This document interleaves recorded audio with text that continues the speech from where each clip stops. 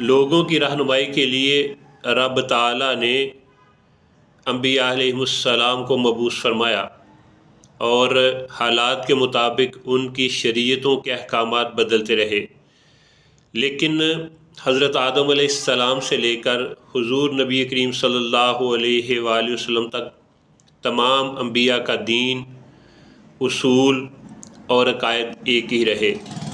سارے انبیاء والمرسلین نے اللہ تعالیٰ کی توحید کا پرچار کیا۔ انہوں نے لوگوں کو بتایا کہ اللہ تعالیٰ یکتا ہے، اس کا کوئی ثانی اور شریک نہیں ہے، وہ اپنی ذات، صفات، افعال اور احکامات وغیرہ میں تنہا ہے، اس کا کوئی شریک نہیں۔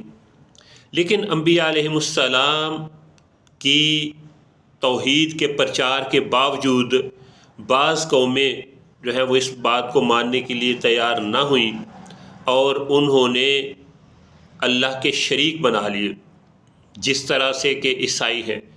عیسائیوں نے حضرت عیسیٰ علیہ السلام کو اللہ کا بیٹا کہہ کر قرآن پاک کی نص کی مخالفت کی اور اسی وجہ سے کافر قرار پائے۔ حضور نبی کریم صلی اللہ علیہ وآلہ وسلم کی رحمت کی وجہ سے یہ امت مجموعی طور پر نہ کبھی کفر اور شرک میں مبتلا ہوئی اور نہ قیامت تک ہوگی۔ حضرت عقبہ بن عامر رضی اللہ تعالیٰ عنہ سے روایت ہے، یہ صحیح بخاری کی حدیث نمبر 6426 ہے۔ تو آپ فرماتے ہیں کہ حضور صلی اللہ علیہ وآلہ وسلم نے فرمایا، لمبی حدیث ہے، ہم صرف اس کا ایک حصہ ہی پڑھیں گے۔ تو آپ صلی اللہ علیہ وآلہ وسلم نے فرمایا کہ اللہ کی قسم مجھے اس بات کا خوف نہیں ہے کہ میرے بعد تم شرک میں مبتلا ہو جاؤ گے، بلکہ مجھے یہ خوف ہے کہ تم دنیا سے رغبت کرنے لگو گے، یعنی دنیا سے محبت کرنے کی وجہ سے تم مختلف فتنوں کا شکار ہو جاؤ گے۔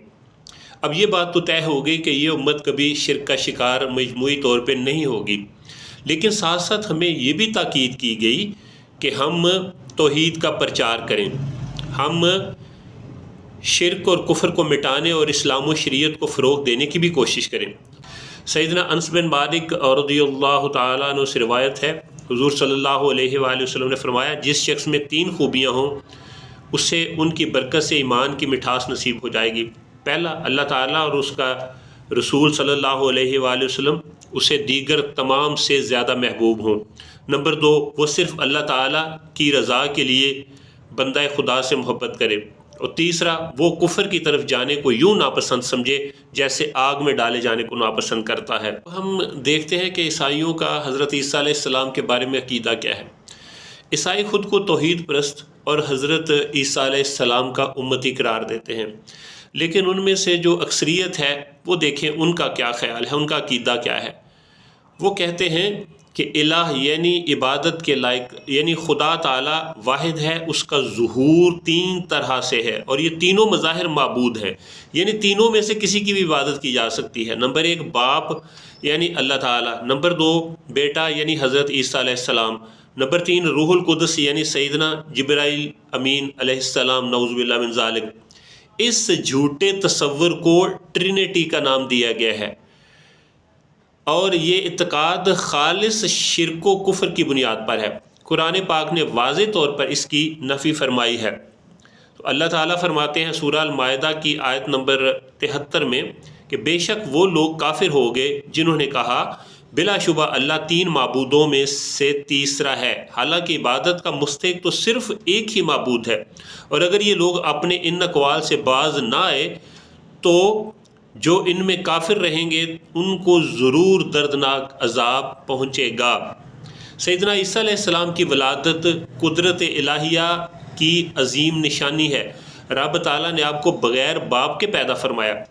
اس سے عیسائیوں نے یہ شوشہ جو ہے وہ چھوڑا کہ وہ اللہ کے بیٹے ہیں، معاذ اللہ۔ اللہ تعالیٰ نے حقیقت حال واضح فرمانے کے لیے نہایت واضح طور پہ مثالیں قرآن پاک میں بیان فرمائیں، اور سورہ آل عمران کی آیت نمبر 59 میں اللہ تعالیٰ کا ارشاد ہوا بے شک عیسیٰ علیہ السلام کی مثال اللہ کے نزدیک آدم کی طرح ہے، جسے اللہ نے مٹی سے بنایا، پھر اسے فرمایا ہو جا تو وہ فوراً ہو گیا. یعنی بغیر باپ کے پیدا ہونے کی وجہ سے حضرت عیسیٰ علیہ السلام کو اللہ کا بیٹا کہنے والے عقل کے اندھوں حضرت آدم علیہ السلام کی پیدائش تو ان سے بھی زیادہ غیر معمولی طریقے سے ہوئی. یہ تو صرف باپ کے بغیر پیدا ہوئے، جبکہ حضرت آدم علیہ السلام ماں اور باپ دونوں کے بغیر پیدا ہوئے. جب حضرت آدم علیہ السلام فقط کلمہ کن سے پیدا ہونے کے باوجود اللہ کے بیٹے نہیں، تو حضرت عیسیٰ علیہ السلام باپ کے بغیر صرف ماں سے پیدا ہونے کی وجہ سے اللہ تعالیٰ کے بیٹے کیسے ہو سکتے ہیں؟